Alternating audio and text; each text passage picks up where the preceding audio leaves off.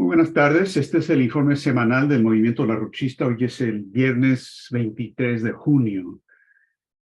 Y lo que estamos presenciando es un cambio de era geológica, por así decirlo, en la historia de la humanidad, porque está desapareciendo paso a paso el control del imperio anglo-británico sobre el sistema financiero internacional y está surgiendo, como lo hemos estado viendo, lo que en realidad es la peor pesadilla de la gente de Wall Street y la City de Londres. Todo lo que es el movimiento de los BRICS Plus está cobrando vida, pero el mero hecho de que se está avanzando está creando nuevos peligros. Y el desafío que tenemos es un desafío conceptual, un desafío estratégico y práctico de cómo derrotar al enemigo sin que el enemigo destruya el planeta entero. Entonces, a la vez que en el transcurso de esta semana hemos tenido avances muy significativos a nivel global, a la vez ha crecido el peligro de guerra, el peligro de una guerra termonuclear, y de ahí la importancia creciente de la Coalición Internacional por la Paz, que Helga Zepp-LaRouche y el Instituto Schiller hemos iniciado ahora con la participación de un número importante de individuos, de instituciones en todos los continentes de muchísimos países. Hoy viernes 23 de junio tuvimos la tercera reunión, la cuarta será de hoy en ocho, el viernes que viene, con la intención de participar, de organizar a nivel mundial una serie de acciones y de protestas y de activaciones en contra del peligro de guerra termonuclear el día 6 de agosto, justo el aniversario del uso de la bomba atómica por parte de Washington en el caso de Hiroshima y Nagasaki. Ahora, lo que ha pasado en esta semana es que el control de Londres, de la City de Londres y de Wall Street, visiblemente ha disminuido.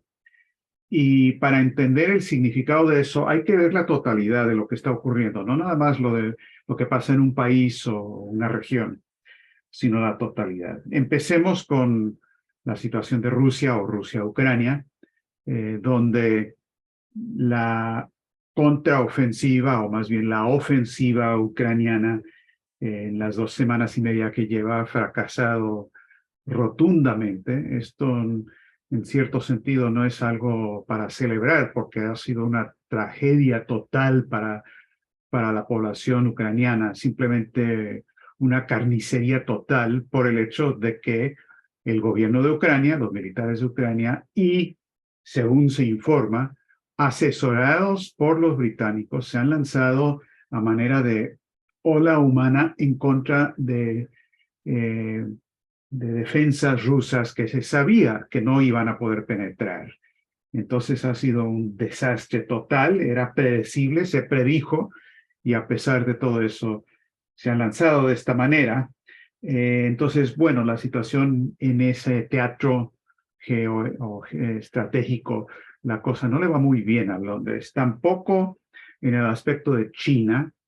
Blinken visitó a China con la intención de disque tratar de abrir unos canales de discusión después de que Estados Unidos había atacado violentamente a China y provocado en la situación de Taiwán y otras situaciones, pero Blinken fue con la idea de ver cómo se retomaba algún tipo de discusión. Y lo interesante ahí es que se reunió con el nuevo canciller, se reunió con Wang Yi, el ex canciller, el ahora encargado del Partido Comunista sobre Asuntos Exteriores, que es un cargo superior al del canciller, pero no le habían garantizado para nada una reunión con Xi Jinping. Es más, China dijo claramente que vamos a ver cómo va en las declaraciones, perdón, en las reuniones anteriores para ver si vale la pena. Y se reunió Xi Jinping por media hora con Blinken. Para quienes conocen cómo funciona este tipo de diplomacia, un presidente, especialmente un Xi Jinping, con la agenda que tienen, nunca se reúne con alguien nada más para ver cómo nos va, sino llega sabiendo exactamente lo que ya se acordó. Y en efecto, trascendió que Xi Jinping ya había recibido sus informes de Qin Gang, el canciller, y de Wang Yi sobre lo de Blinken. Y en efecto, después de la discusión con Xi Jinping, Blinken tuvo que reafirmar la posición oficial de Estados Unidos de que reconoce solamente una China, una sola China, que de ninguna manera promueve la independencia de Taiwán, etcétera, etcétera. Palabras, hasta ahora, palabras, pero extraer aún esas declaraciones a estas alturas es algo significativo para del lado chino. Vamos a ver qué pasa, por supuesto. A la vez, siguiendo la discusión sobre China, eh, eh, Li Qiang, el primer ministro de China, el nuevo primer ministro de China, viajó a Europa, empezando en Alemania, para discusiones ahí.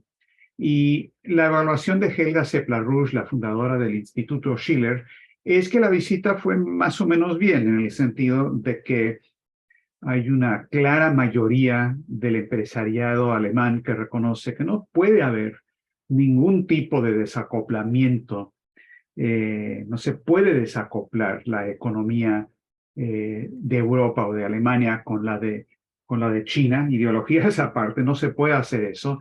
Y tampoco se puede hacer lo que algunos habían promovido, Ursula von der Leyen, de la Unión Europea en particular, que eso le iban a dar el nombre de desarriesgar, es decir, reducir los riesgos. Dijo von der Leyen, no estamos a favor de desacoplar, estamos a favor de desarriesgar, que simplemente es exactamente lo mismo, pero con terminología diferente. Entonces, esto es importante porque Li Qiang no dio su brazo a torcer y hay relaciones importantes que existen económicamente entre China y Alemania y el resto de Europa. Ahora, justo en el momento de la visita de Blinken a China y la visita de Li Qiang a Europa, cuando el tema de Rusia está candente, el tema de China, el segundo frente de la guerra está candente, con todo este asunto de desarriesgar, pues Global Times publicó una entrevista amplia en esos mismos días con Helga Seplar-Rouge sobre el tema de desarriesgar y publicaron la nota el 19 de junio con el título Desarriesgar con China es manipulador. Y esto simplemente ilustra la maniobra geopolítica de Occidente para contener a China, dice la fundadora del Instituto Schiller.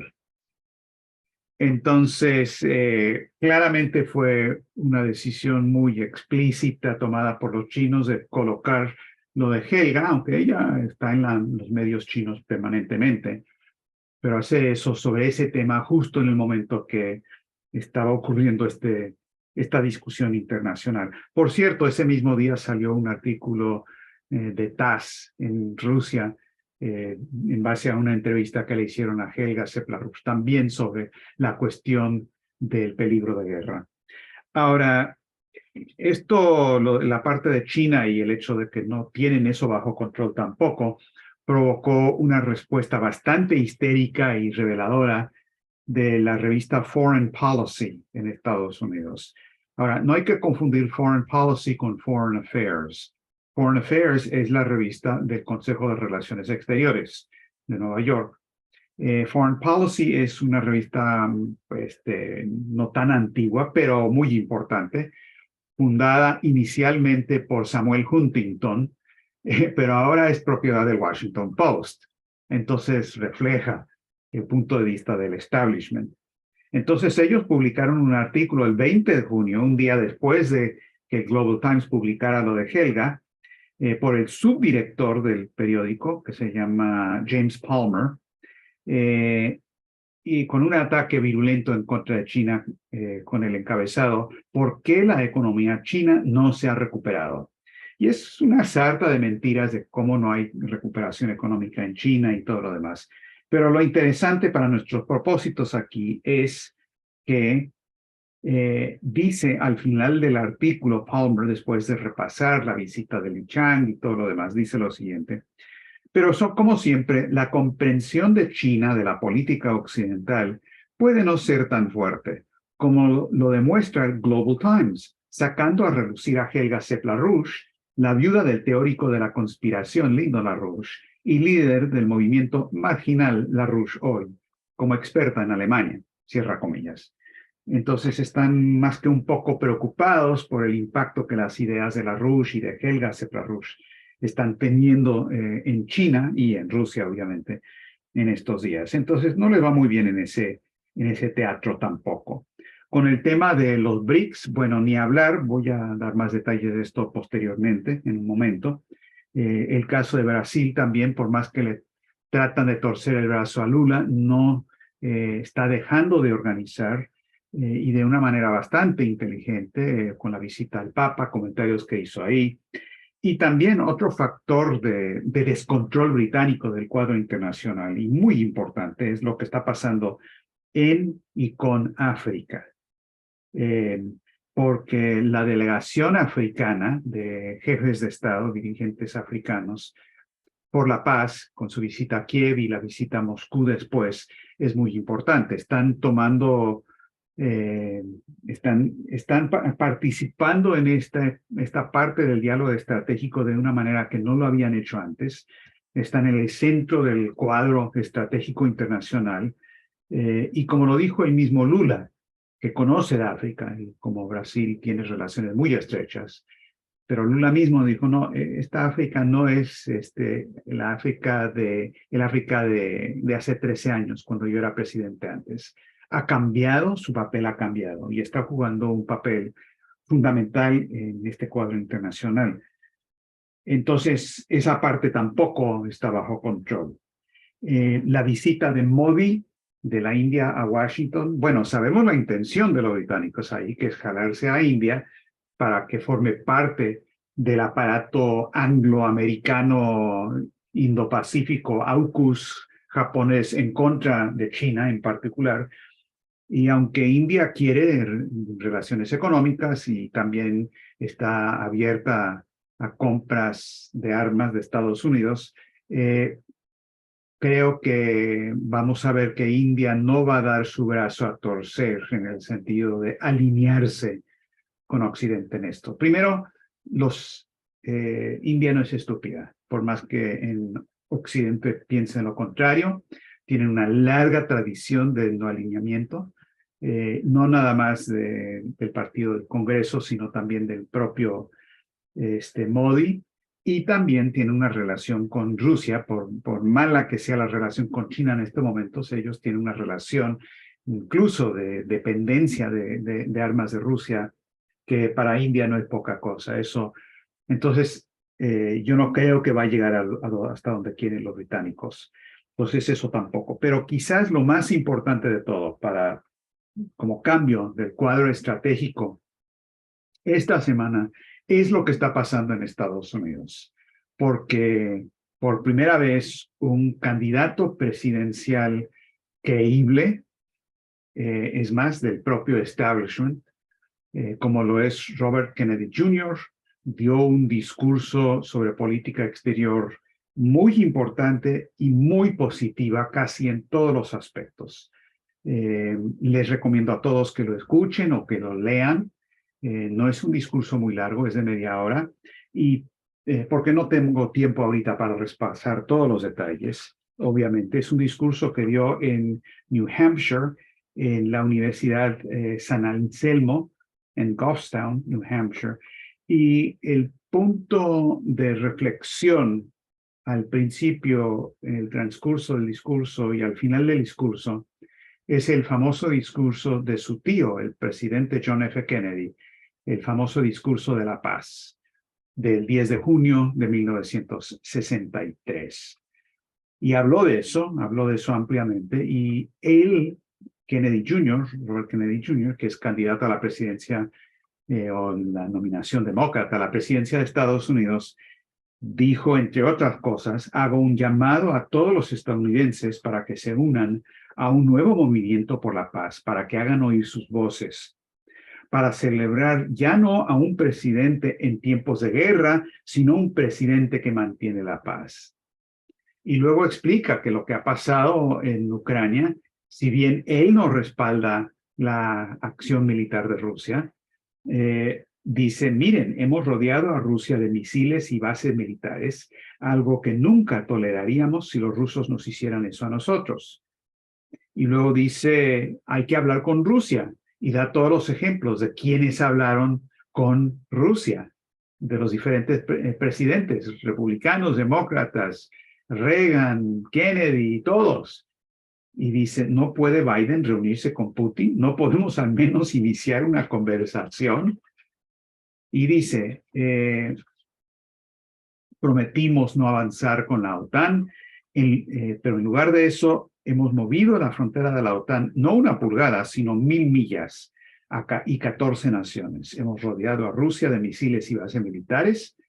Hoy en día, Estados Unidos ha roto prácticamente todo contacto diplomático con Rusia, por lo que la comunicación se ha convertido, de hecho, en poco más que un intercambio de amenazas e insultos.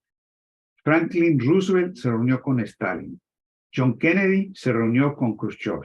Nixon se reunió con Brezhnev. Reagan se reunió con Gorbachev. ¿No puede Biden reunirse con Putin? Y luego habló de la violencia en nuestra política exterior. La de Estados Unidos es la que está creando la violencia interna en Estados Unidos. Tenemos una cultura de violencia. Eso provocó una reacción muy fuerte. Fue un público que excedió la capacidad del auditorio. Estaban unas 700 personas ahí. Dijo que hay que respetar a la Unión Soviética porque ellos son los que derrotaron a Hitler. Y perdieron 20 millones o más de personas, como dijo John F. Kennedy. Atacó el complejo militar industrial, siempre está lanzando guerras permanentes en el exterior. Citó muy interesante por nombre a John Quincy Adams, el sexto presidente de Estados Unidos, que dijo que Estados Unidos no debe ir al exterior en busca de monstruos en el extranjero, sino que debemos desarrollarnos nosotros mismos. Dijo que Biden está tratando de provocar también un cambio de régimen, no solamente en Rusia, sino provocando también a China, etcétera, etcétera. Es un discurso muy importante y refleja un cambio en Estados Unidos, no un cambio de que vamos a dejar de la política de este gobierno nefasto en este momento, pero un cambio de que hay una voz en el marco presidencial de la discusión que está presentando lo que claramente es la opinión de la mayoría de los estadounidenses, porque resulta, y esto es muy importante que se entienda esto, que no nada más es Kennedy del lado de los demócratas, y uno puede pensar todo lo que uno quiera sobre las otras políticas de Kennedy, y tiene mucho que criticar, pero sobre esto está claro. Pero también Donald Trump en esta última semana hizo declaraciones muy fuertes atacando a Biden, atacando la guerra de Ucrania, atacando las provocaciones por parte de Estados Unidos en todo eso, diciendo que nos están llevando hasta el precipicio de la Tercera Guerra Mundial. Eso es lo que está haciendo Biden. Yo quiero parar la guerra, lo voy a hacer rápidamente, lo podría hacer en 24 horas. Bueno, eso quién sabe, un poco de fanfarronería ahí, pero está bien. Pero dice, voy a acabar con la guerra y no podemos seguir perdiendo guerras. Ahora, lo importante aquí es que eso refleja, por cualquier otra consideración que uno pueda tener con Trump, que ya hay muchas, ese es el sentir mayoritario de la población de Estados Unidos, lo que dice Kennedy, lo que dice Trump sobre eso. Entonces, esto plantea el problema estratégico de una manera nueva e interesante, porque esa mayoría no se está expresando en las calles, no se está expresando en el voto público por ahora, no se está expresando de otras maneras, no ha logrado parar a Wall Street, pero sí está ahí y sí es un factor. Ahora, todo ese es el cambio estratégico muy interesante, como la pesadilla de Wall Street y la City de Londres está cobrando vida. Pero mientras no se derrote a un enemigo como estos señores, aumenta el peligro.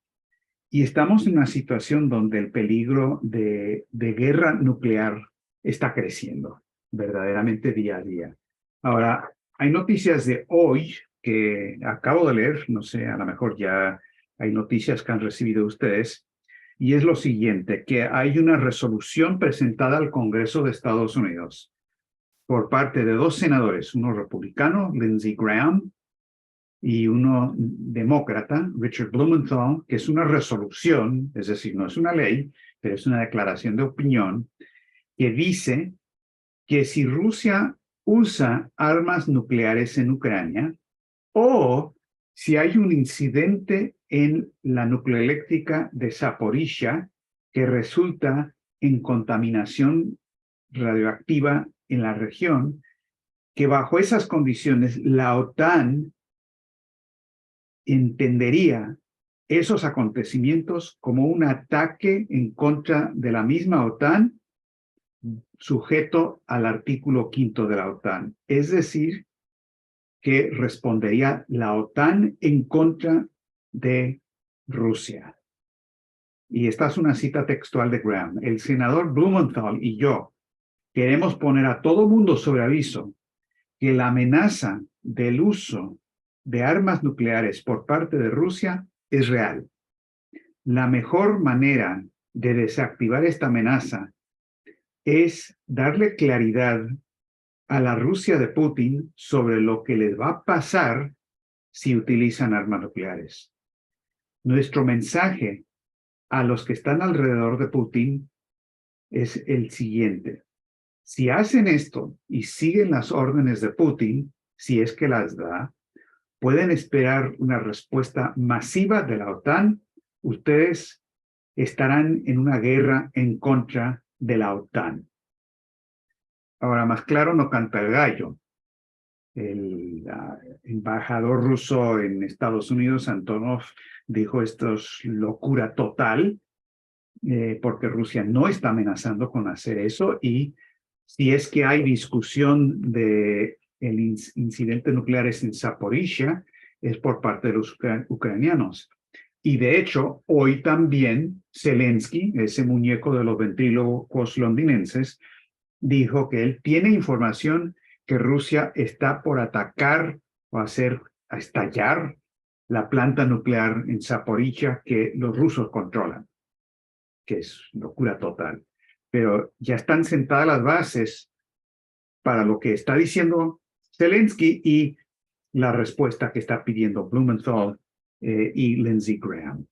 Ahora, todo esto ocurre en el contexto de una discusión que ocurrió en Rusia esta semana y fuera de Rusia también, iniciada por un artículo publicado por Sergei Karaganov, un profesor ruso muy conocido, ex asesor presidencial tanto de Yeltsin como de Putin, actualmente director del think tank, un think tank muy importante, el Consejo de Política Exterior de Defensa.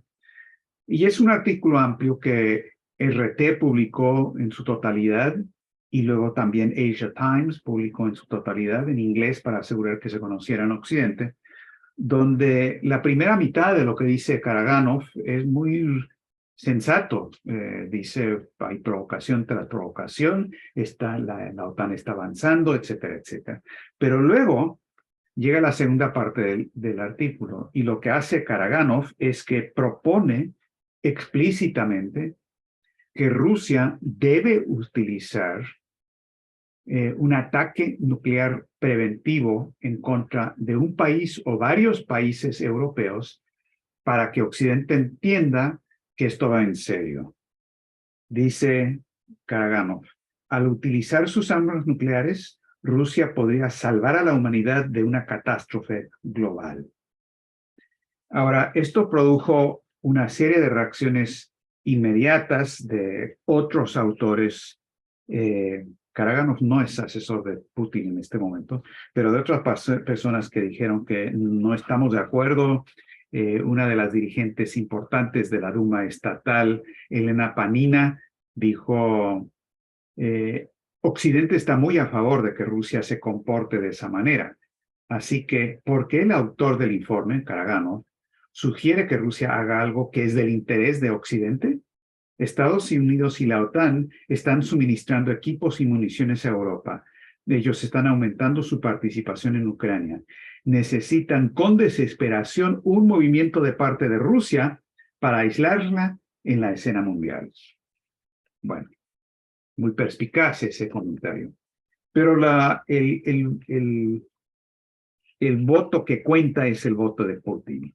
Y en conversaciones que él tuvo en la reunión de San Petersburgo, el 16 de junio, cuando le preguntaron explícitamente sobre la cuestión nuclear y la discusión sobre las cuestiones nucleares, él dijo lo siguiente: todo el mundo está esperando que empecemos a apretar botones. No hay tal necesidad. Esta es la primera consideración. No hay tal necesidad, porque el enemigo en primera línea no tiene éxito. De eso se trata. Y luego dijo, ¿por qué deberíamos amenazar al mundo entero?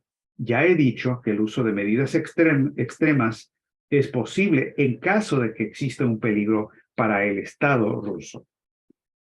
Ahora, esto es simplemente un replanteamiento de lo que es la doctrina nuclear rusa, que no usarían armas preventivas o armas nucleares de manera preventiva, a no ser que la existencia del Estado ruso esté en entredicho. Y la evaluación que él tiene, y esto es correcto, eso no está pasando en Ucrania.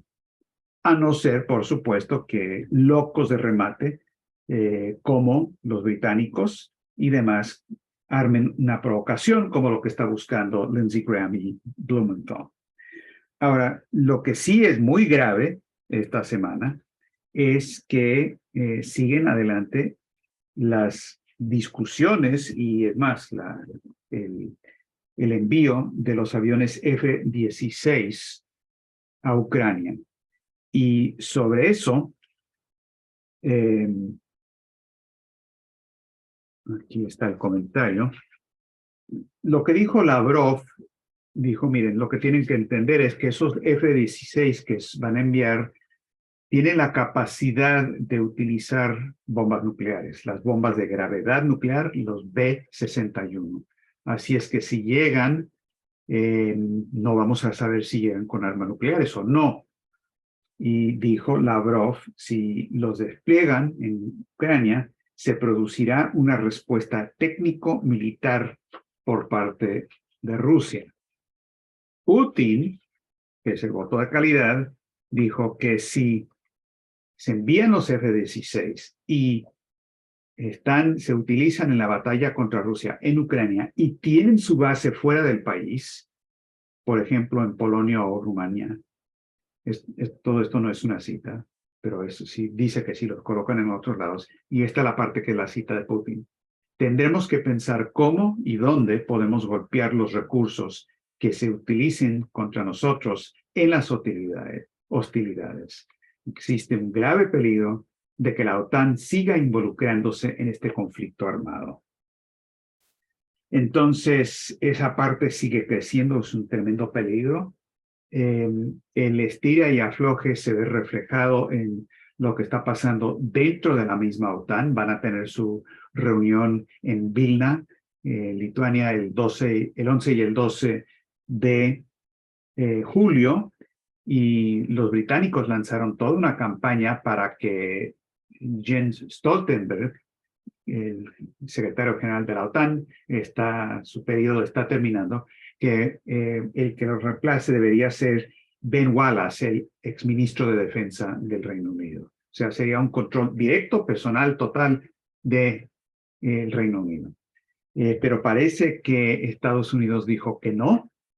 El gobierno de Biden dijo que no. Tan es así que el Daily Telegraph de Londres tiene un artículo furioso, diciendo que Estados Unidos hizo algo muy malo en contra del Reino Unido al insistir más bien que debe seguir en ese cargo Jens Stoltenberg. Entonces, como les digo, es una espiga floja, tenemos que ver. No me sorprendería saber que hay hasta militares en Estados Unidos, con todo lo que está pasando y con lo que estamos viendo reflejado tanto del lado demócrata como el republicano, y viendo lo que está pasando en Ucrania, que cualquier militar profesional que ve que simplemente están en una campaña suicida a sabiendas que es suicida, donde hay 13,000 entre bajas y heridas del lado ucraniano y no han avanzado nada en contra de Rusia, cuando se había declarado que tenían que tener logros y avances para que en la reunión de la OTAN en Vilna se pudiera avanzar con darles más armas, que bajo estas condiciones puede haber más y más sectores, incluidos sectores militares profesionales que digan, no se puede hacer eso con los soldados, simplemente no se puede hacer. Claro, a los británicos no les cuesta nada y les parece perfecto que eso siga ocurriendo. Ahora, termino haciendo referencia a lo que está detrás de todo esto, esta situación de la pesadilla creciente en contra de la City de Londres y Wall Street y a la vez el peligro de guerra nuclear que está creciendo, haciendo referencia a lo que está pasando con los BRICS Plus y la pelea sobre el cuadro económico y financiero. Del lado africano, esto está creciendo en serio por lo que ya mencioné de papel de África en el marco internacional y lo que el propio Ramaphosa, el presidente de Sudáfrica, ha dicho sobre el papel creciente de África en el cuadro internacional y el hecho de que ellos son los anfitriones de la reunión de los BRICS. Tenemos desarrollos muy importantes en el mundo árabe. Hay 4 países árabes que han pedido volverse parte de los BRICS, que son Argelia, Emiratos Árabes Unidos, y los 2 jefes de Estado se reunieron con Putin en San Petersburgo, y además Egipto y Sudáfrica. Lavrov anunció eso, dijo que estos países árabes son muy importantes y juegan un papel estratégico muy significativo. Y por supuesto, del lado de Iberoamérica está toda la actividad encabezada por Lula, sus viajes al Vaticano, las discusiones con el Papa, la manera en que está presentando la relación entre el desarrollo y el tema de la paz, y el hecho de que está diciendo abiertamente que tiene un tremendo respeto por China, por lo que han hecho con la eliminación de la pobreza. No nos debe sorprender si China decide hacer de Honduras un ejemplo de lo que se puede lograr para eliminar la pobreza cuando se toma la decisión de hacerlo. Yo creo que la visita de Xiomara Castro fue importante por la manera en que se ha unido a los BRICS y el nuevo Banco de Desarrollo, las declaraciones que ha hecho. Honduras, después de Haití, es el país más pobre del planeta, no del planeta, del continente, de la región. Tiene problemas terribles de pobreza, producto del sistema financiero internacional, pero es una situación donde una ayuda China, especialmente en el área de infraestructura, de comercio, de la franja y la ruta, podría tener un resultado que produciría un cambio muy significativo en Honduras, que sería muy positivo para Honduras, para toda la región, y como un ejemplo del punto central aquí, y es que sí se puede cambiar este orden financiero internacional. Nuestra idea es que tiene que haber una tremenda explosión de voces en el occidente en particular, como las que está viendo en el discurso de Kennedy, voces en la calle exigiendo la paz, a la vez que avanza lo de los BRICS para que estos 2 esfuerzos se unan, porque tienen un interés común para parar la guerra y un interés económico común, como hemos demostrado en nuestro memorándum sobre los puntos esenciales de la RUSH para el tránsito hacia un nuevo orden financiero internacional, que ya está recibiendo mucha difusión internacional. Ese es el cuadro que tenemos en este momento, viernes 23 de junio del 2023. Muchas gracias.